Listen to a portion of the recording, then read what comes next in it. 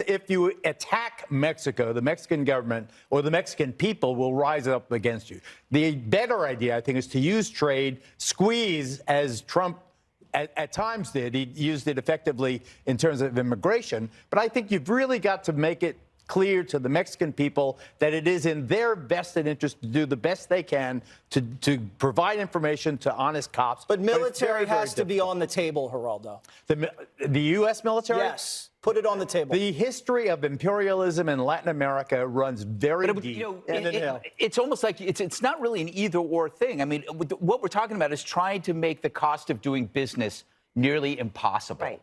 So that is like, there's no risk for them to do this. We need to create a risk, and the only way you can do that is threat of death. I agree. Yeah. 4 U.S. citizens were kidnapped after gunmen opened fire on their vehicle in the northern Mexico border city of Matamoros, the FBI said Sunday. The 4 entered Matamoros, across from Brownsville, Texas, on Friday. They were traveling in a white minivan with North Carolina license plates.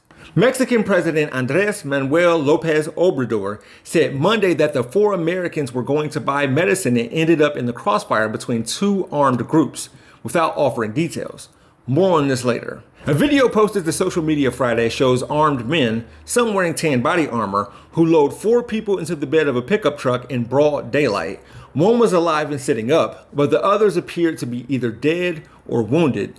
That matches the account of what the FBI said happened. The FBI San Antonio Division office said the vehicle came under fire shortly after it entered Mexico. It's being reported that 2 Americans died in this ambush and 2 Americans remain alive, yet one was wounded and rushed to a Mexican hospital. I hope the investigation of what led to this brings justice and reveals why Americans need to drop this elevated view of ourselves when it comes to fairness and freedom that we have versus the rest of the world for really no reason at all. All of y'all being like, how dare Beyonce perform in a country that hates gay people? Like, have y'all heard of Florida? Now, Matamoros is reportedly home to warring factions of the Gulf drug cartel, and the shootouts in Matamoros were so bad that the U.S. consulate issued an alert about the danger, and local authorities warned people to shelter in place Friday. Here's some responses about this news on social media. The reference here to an athlete kneeling and biting caring is for Brittany Griner. And this lady says she can't go home and includes a picture of where Matamoros is relative to the US-Mexico border. Then this woman, whomever she is, asked for airstrikes and then compared the cartels to ISIS and Antifa. Then she said Mexico is so dangerous that if you go to Mexico, quote, you're on your own. But, Ukraine. And other countries are dangerous? At least 2 countries warned their citizens about coming to the US due to mass shootings. What's the difference between ISIS and Antifa and the Mexican cartels? Nothing. They are all terrorists and should be treated accordingly.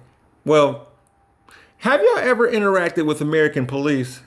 Y'all want to see a MAGA actor get checked over Aunt Jemima's history? Then click the link in the description below for that video. For more of my content, you can find me on my YouTube channel called We Gonna Be Alright, or just use the Jeff Wiggins hashtag.